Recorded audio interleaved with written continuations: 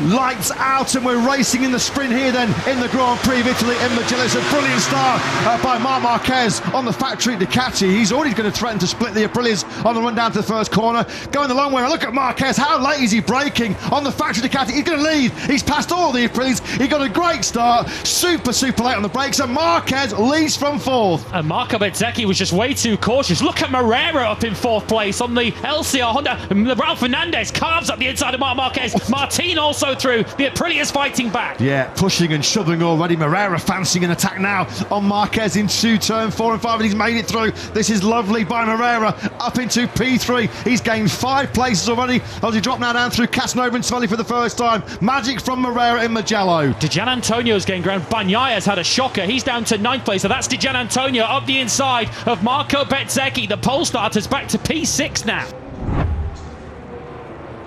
Now Marc Marquez loses another one, clearly, understandably cautious on this first lap after initially taking the lead. Now Di Gianantonio has passed him. Bezzecchi certainly is, though, on the inside of Marc Marquez. It's going to be close. They're going to lean on each other, aren't they? Marquez is going right out of the marbles on the outside of 15. Bezzecchi eases on through, so Bez then in recovery mode, back up into P5. Di Gianantonio now into Arrabbiata 1, does get the move done on Diogo Moreira. That's a bold move. That is a bold move down the hill into Arrabbiata 1. You've got to be precise, millimetre precise to make that move.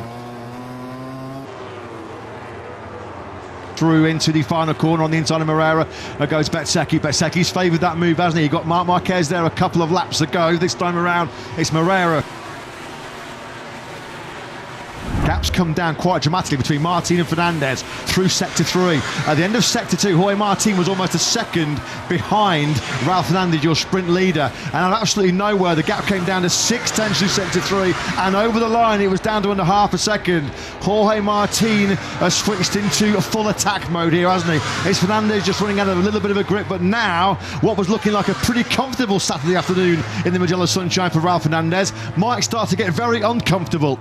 Well, Martin's recovered half a second in half a lap. He's motoring. He's charging towards Raul Fernandez. Fernandez will be getting the message on his pit board. He'll be made aware of the situation. But yeah, that was a big lap.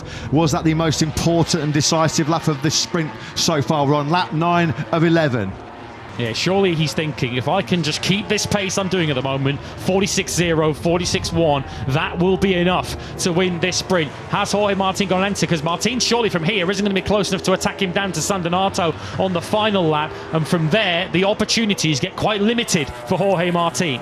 He has, of course, got a Grand Prix win under his name. This, though, is a corner away as he exits Biondetti from being a first sprint win for Raul Fernandez. Track out of Aprili this weekend. I've got the special Gulf livery, and there's been a golfing clash this afternoon between Raul Fernandez and the chasing pack, because as he powers out of the final corner from the historic first Aprilia lockout of the front row, it has quite simply been a faultless and flawless Fernandez who wins the Tissot sprint here in Mugello. What a moment for Raul Fernandez as he takes his first ever sprint success. He does deny Jorge Martin a 19th sprint victory. Martino does take second.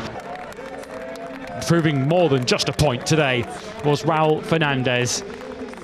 Questions about his long-term MotoGP future and a performance to remind everyone just how good he is today.